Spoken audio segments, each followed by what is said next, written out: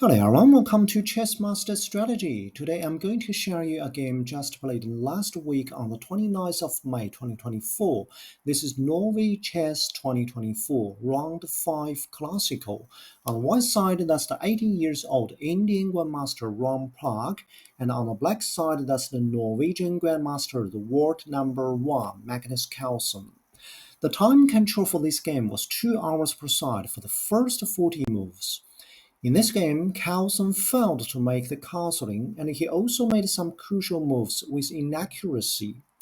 After Sicilian Defense opening, the battle first focused on the center, then moved to the king side with white queen on h5 check, which led white lost his right of castling and was not able to connect his two rocks.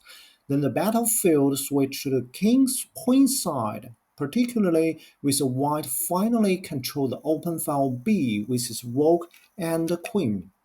This game started with e4 opening the diagonal for the queen and bishop, c5 Sicilian defense, knight f3 supporting the d-pawn advance, e6 also opening the diagonal for the queen and bishop, d4 after the exchange, black is in pawn majority in the center and white in pawn majority in the queen side. a6 preventing the bishop from entering into the b5 square, bishop gets to d3, controlling this diagonal, queen c7 fighting over the e5 square, castle knight f6, queen e2 supporting the e-pawn advance, d6 trying to control these two squares, c5 and e5 also open the room for the bishop, c4 fighting over the d5 square also leave the room for the knight to c3, knight d7, last move knight c3, Sicilian defense, calm, modern variation. On the next move, Carlsen played as knight e5, focusing on this square and also potentially can do the exchange with the bishop because after the exchange, this pawn can move at once. Even the knight can jump to here without a pawn. The bishop can control this diagonal. In response, Prag played as h3 to preventing this plan from executing. In response, b6 is played. f4 to make the position simple. Knight take the bishop, queen take the other one back.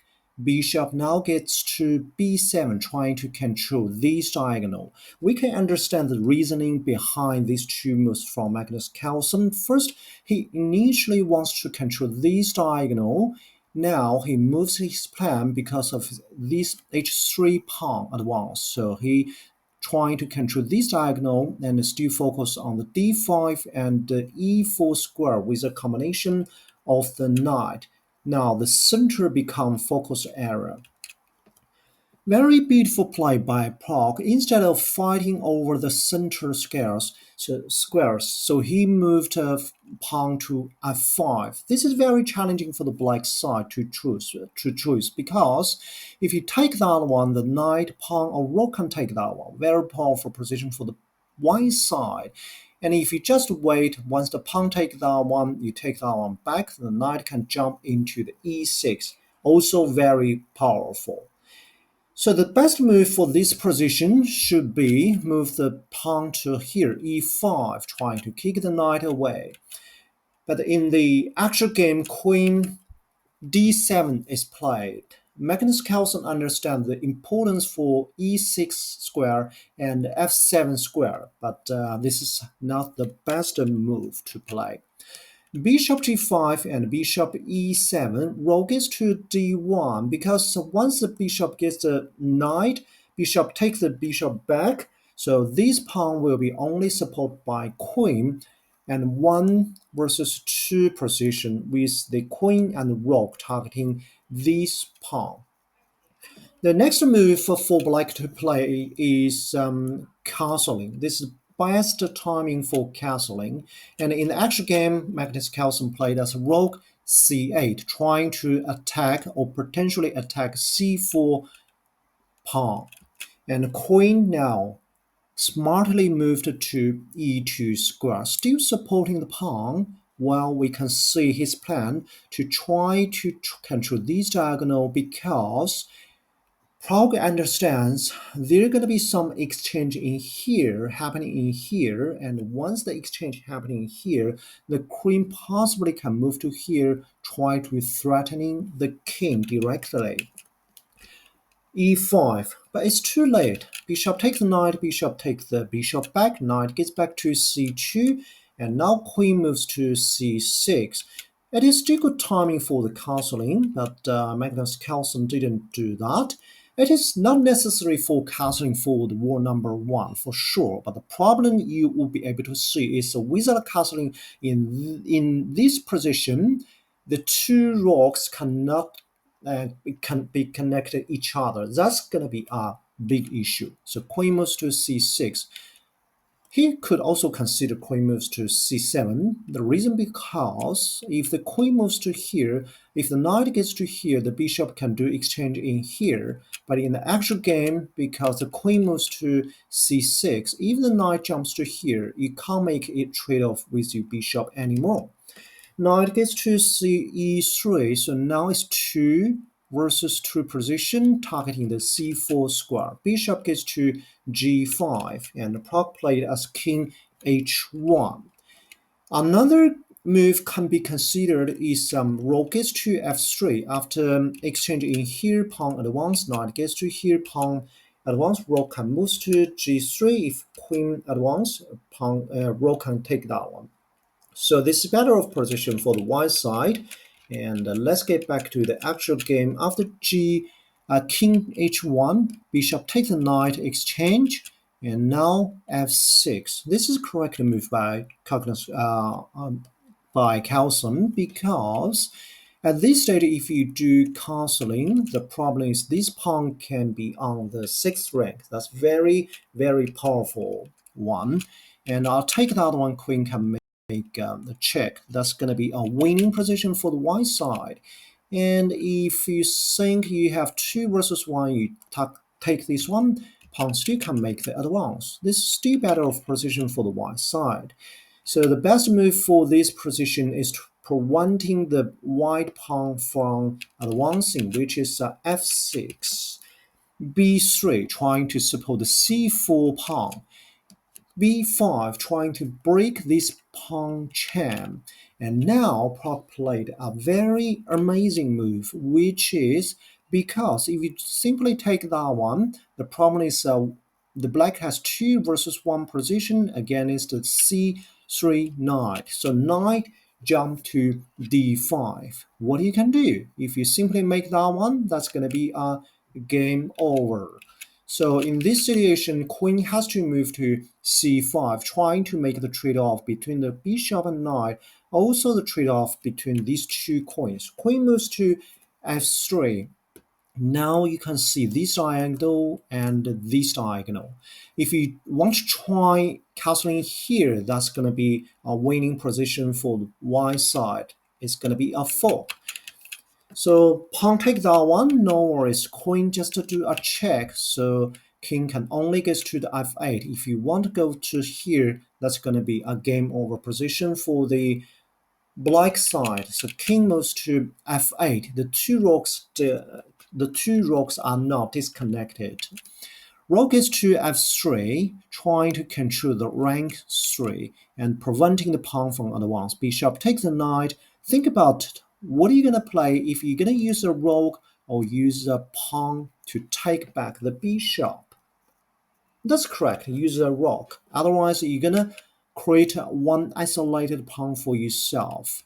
Rook takes that one and threatening the d6 pawn, also the queen. Queen possibly can move to here because this way you still can do some maneuver, even that's not going to be a checkmate. In the actual game, Magnus Carlsen played as queen back to b6, supporting the d6 pawn. Pawn takes that one back, rook take the pawn, and now you can see this rook can simply move to the d file with the support by the a2 pawn. Rook is to b3. In response, Carlsen played correctly as rook gets to b4 and rook put him to the d3, try to put pressure on this open file. And the rook take that one. This is not the best move, I can tell you. The best move could be pawn advance, because that way it will temporarily preventing the white from controlling the open file b. In the actual game, after rook take that one back, for sure, this is gonna be in control with the white side. So queen has to move to here. The reasoning behind this move is because first, queen wants to control this square. Otherwise, once the rook landed here, that's gonna be a check. King moves to e7, and you're gonna lose the rook. And more importantly, is a queen can potentially may landing here with the perpetual in here. So keep checking. And in response, Prag played very astonishing move, which queen gets to d1, preventing the queen from landing to the c1 square for potential perpetual, and also prepare to go to the b1 square. g7, that's the only move for king to escape from here. Otherwise, if you move the king to here, because these two square is locked by the pawn, queen can easily move to here and rook can go to 807. You're gonna lose either rook or queen for sure. So g6, queen moves to here. Now queen moves to c5, trying to control over here. I can tell you the best move should be here. So still targeting the f1 square for the potential perpetual. And in the actual game, Magnus Carlsen played as queen c5. Rook gets to b7. Very precise. If you simply move to here, the king gonna be gone. So in the actual game, rook gets to b7. g7, and king moves to h2. This is a very sophisticated defense. Why? Because if you simply move the queen to here, threatening a checkmate, that's not gonna happen, because queen can land it here. That's gonna be a perpetual. So king moves to h2, and he has nothing to worry. Now rook gets to here, try to make some play around here. Queen now gets to here, threatening the checkmate. Pawn advance. If you simply move the rook to here, that's going to be a game over position for the black side. So d5, and rook simply take that one. On the 37th move, black resigned, because if you keep going without king take that one, that's going to be winning position for sure for the white side. Well, Prag won Carlsen in the rapid before, and this is the very first time in classical the 18 years old wins the Norwegian, the highest rated man in chess history. Unbelievable strategic thinking and precise calculation by Prag. Congratulations! That's the game for today. I hope you enjoy that, and I see you next time. Bye for now.